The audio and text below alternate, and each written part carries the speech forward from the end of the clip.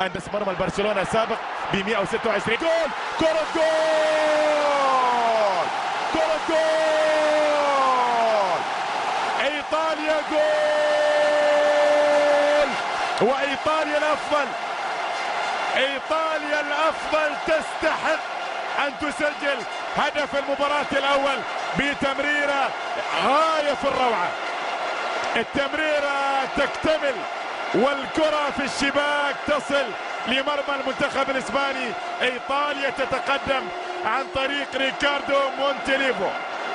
شوف التمريرة بهذه الصورة الجميلة بالفعل، يا سلام من لكن استخدم العقل، استخدم الدهاء والذكاء ووضع الكرة في مرمى الكبير كاسياس لأن تستقر في الشباك.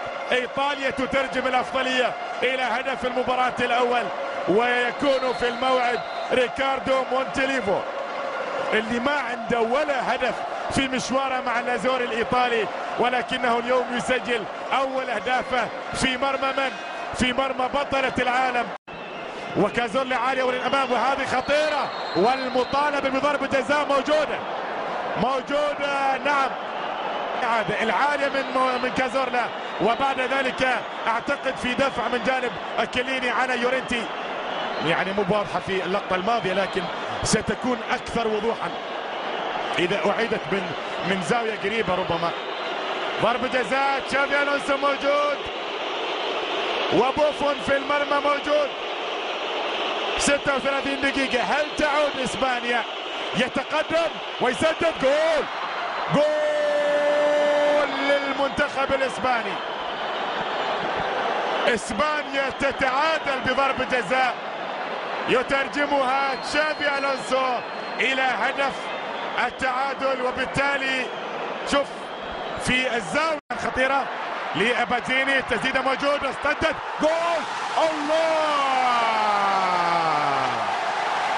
البديل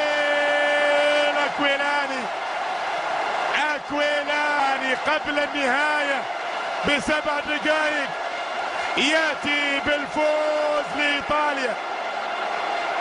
اكويلاني يتقدم ويسدد، وبمساعدة الدفاع الاسباني الكرة تغير مكانها، تغير اتجاهها، تغير طريقها.